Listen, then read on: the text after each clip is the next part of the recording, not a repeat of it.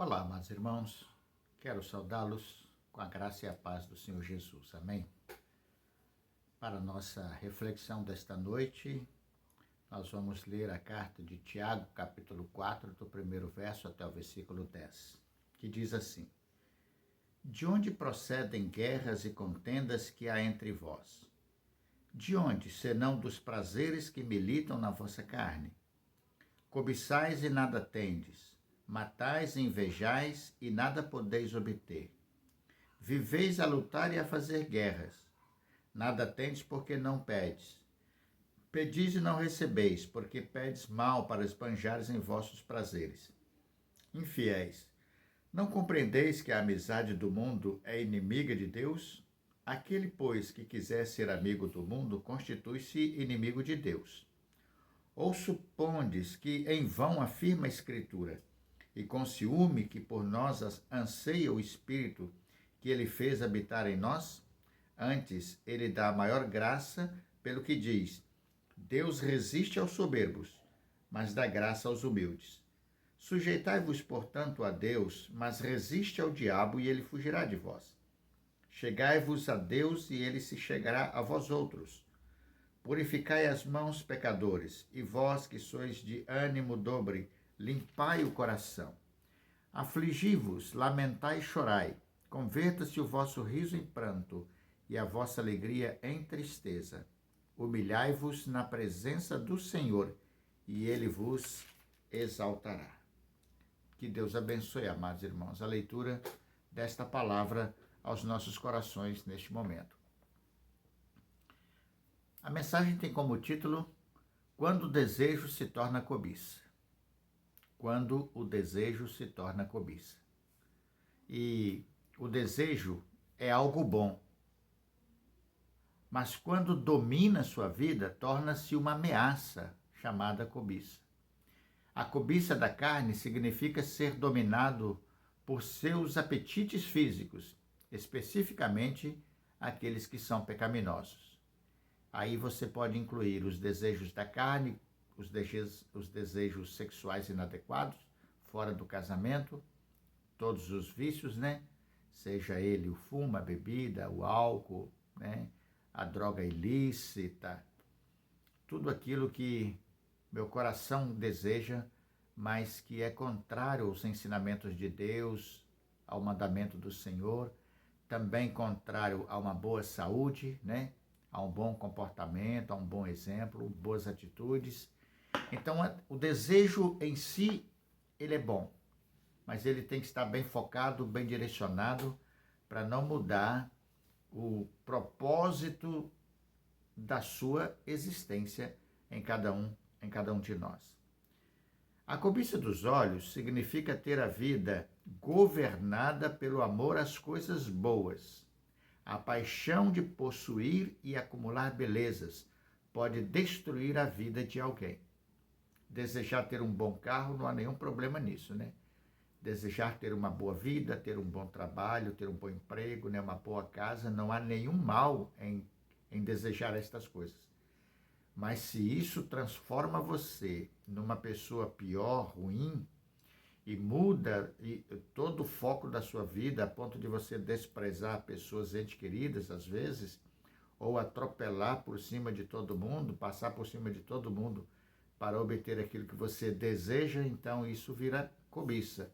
E isso pode destruir a sua vida, bem como pode destruir a vida de alguém. O desejo de querer exceder, ser melhor, ter o melhor, não importando se isso é decente, correto, honesto e justo, transforma o desejo em cobiça. E isso vai destruir sua vida e vai destruir a vida de quem você ama, ou até de pessoas que você nem conhece e nunca ouviu falar, né? O texto lido fala sobre a cobiça e suas consequências, né? Primeiro, contendas e conflitos. Verso 1. De onde procedem guerras e contendas que há entre vós?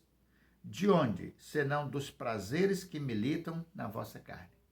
Então, o desejo, quando ele se transforma em cobiça, ele gera contenda e ele gera conflito.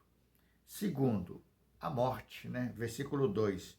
Cobiçais e nada tendes, matais e invejais, e nada podeis obter, viveis a lutar e a fazer guerras, nada tendes, porque não pedes ou não pedis.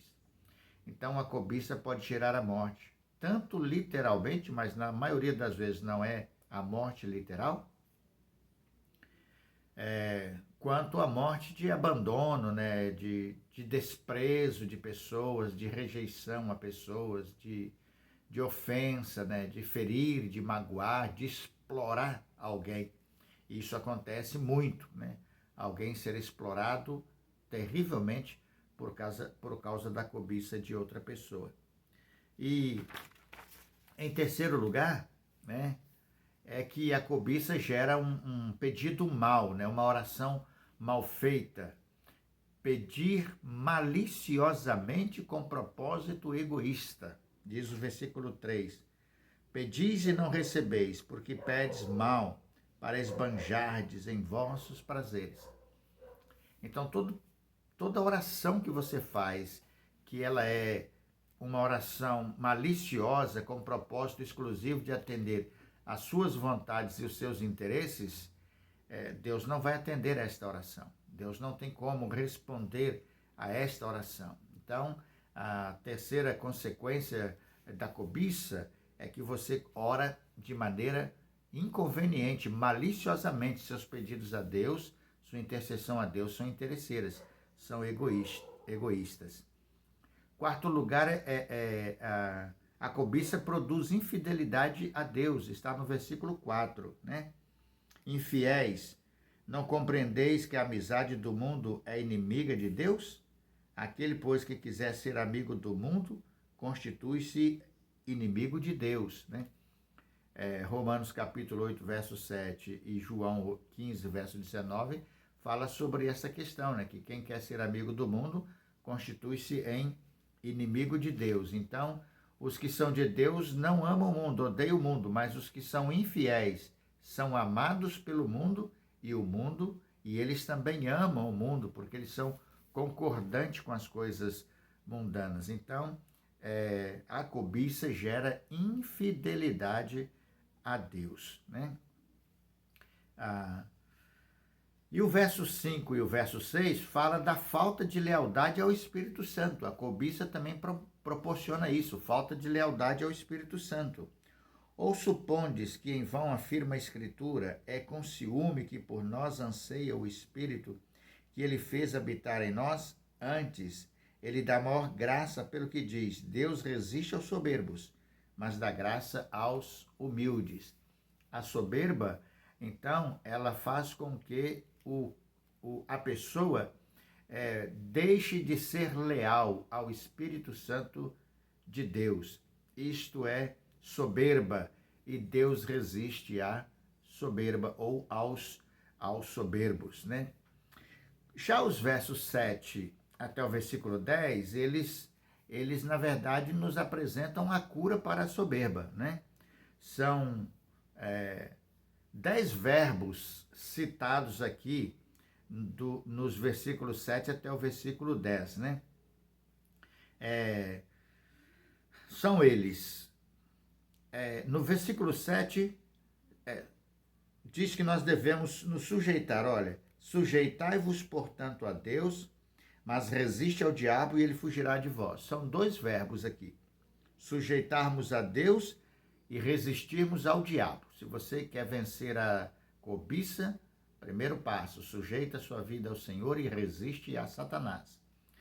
São esses 2 verbos no versículo 7. No versículo 8, nós temos aqui, chegai-vos a Deus e ele se chegará a vós outros. Purificai as mãos, pecadores, e vós que sois de ânimo dobre, limpai o coração. Então aqui nós temos 3 verbos no versículo 8. Chegarmos a Deus, purificarmos as mãos e limparmos o nosso coração. No versículo 9, nós temos outros verbos, afligi-vos, lamentai e chorai. Converta-se o vosso riso em pranto e a vossa alegria em tristeza. Temos aqui 4 verbos, né? Afligirmos, lamentarmos, chorarmos e convertermos. Nós precisamos afligir, lamentar e chorar, converter o vosso riso em pranto e a vossa alegria em tristeza. Se a nossa alegria e o nosso riso está vinculado ao pecado e à cobiça, então nós precisamos afligir a nossa alma, desgastar a nossa alma de tristeza por causa do pecado, não ter alegria no pecado. Nós devemos lamentar e chorar por causa do pecado e devemos transformar o nosso riso, que é fruto do pecado, em pranto, e a nossa alegria também, como fruto daquilo que se satisfaz com a cobiça, em tristeza, né? Então, esses 4 verbos aqui nos desafiam a trocar o riso pelo pranto e a trocar a alegria pela tristeza, quando o riso e a alegria forem resultados da cobiça, que destrói a nossa vida e também destrói a vida do nosso semelhante. E o versículo 10, humilhai-vos na presença do Senhor e ele vos exaltará. Então aqui nós temos esse verbo que nos conclama aqui a humilharmos na presença de Deus, porque Deus, ele exalta o humilde, diz o verso 6, né? E abate o soberbo. Então, aquele que tem cobiça no coração, ele acaba se transformando numa pessoa soberba. Ele precisa se humilhar diante do Senhor. Então, esses verbos, eles se apresentam como a cura da palavra do Senhor para combatermos o desejo mau que se transforma em cobiça. O desejo é bom, se bem canalizado e bem orientado para as coisas de fato que fazem bem ao próximo, a Deus, a nós e ao nosso semelhante. Do contrário, ele se transforma em cobiça e representa uma grande ameaça para nós.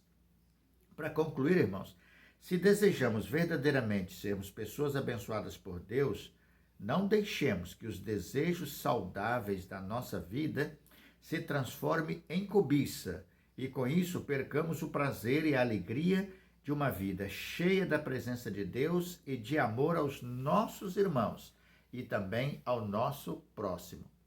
Não deixe que os desejos maus dominem a sua vida e o seu coração. Que Deus nos abençoe e nos ajude. E que nós saibamos observar bem os nossos desejos. Se eles não glorificam o Senhor e se eles não abençoam os nossos irmãos, a nossa igreja, o nosso semelhante, a nossa família, eles se transformarem em cobiça, vão destruir nossa vida e a vida das pessoas que estão ao nosso redor. Deus abençoe os amados irmãos ricamente em nome do Senhor Jesus. Amém?